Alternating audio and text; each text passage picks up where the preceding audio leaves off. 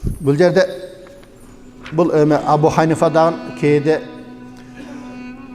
тамашалашат екен да. Тамашалашат екен. Bir күнде Чаштарашқа барып қалыптыр. Чаштарашқа барса, ошол өрім бізде да бар ғой. Чач ағарып кеттір, ақ шашты жуса көйіп кетеді деген бар ғой бізде. Абу Ханифа рахимахулла Чаштарашқа барса, Чаштарашта ошол чач алған адам, сен ақ шаштарың көп екен, ақ шашты албаш керек, көйіп кетеді десе, анда жалаң қараларын ал, қаралар көйіп кетті, ақтарыдан қара алып кетсін деп. Қарасаң, ал өзі ақ шашты, ал Аллах Таала бұйырған екен, ақ шаш шығады, тура. Оны алсаң көйіп кете берсе, анда қандай болсын. Анда жалаң қараларын ал, барлығы қап-қара болып қалсын деп қояды. Көрмейсіңдер. Демек, шундай бір тамаша дағы болған екен да.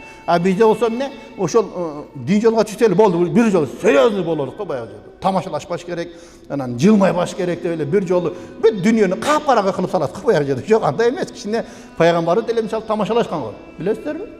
Пайғамбарға деле бір аял күйесін жамандап келген ғой. Менің күйем тигінде мындай десе, қой тұрсаң, сенің күйең баяғы көзінде ағы бар, кіші емес пе деп қойып тұр пайғамбар. Чұрқаған бойдан кетecek баяғы аялшы. Үйіне бар өлі күйесін, көзімді алсаң деп көзін ашады екен. Не oldu десе, пайғамбар жаңағы көзінде ағы бар кіші сенің күйең емес пе демеді десе, қызық көзінде ағы жоқтағы адам болу деген.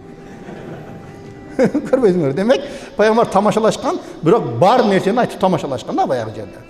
Мысалы, Хазіреті Али екеуісі чоқ отырғанда, Хазіреті Али дағын күйе боласы деймін, тамашалашқан да пайғамбар менен. Құрманы жегенде, құрманы жеп тұрды ақырын, құрманың ішінде дәнектерін пайғамбардың жанына жинап қойып тұрды. Анан жеп біткеннен кейін, Расулалла, шыншалықта сұрғақ боласың ба деп тұр. Неге қарасаң, дәнек толып кетіп тұр ғой жаныңда десе, Али, маған ұқсап дәнегі толып кеткен адам сұрғақ емес, саған ұқсап дәнегіменен қоса жеп қойған адам сұрғақ деп. Баяғы жерде. Көрмейсіңдер. Демек, пайғамбарда да мындай жақсынай жашау болғаннан чепче тамашалашқан, күлген, жылмайған, бір жолы қабағын салып жүре бербеш керек туғандар. Демек, негізгі мәселе бізде ошол. Алла разы болсын.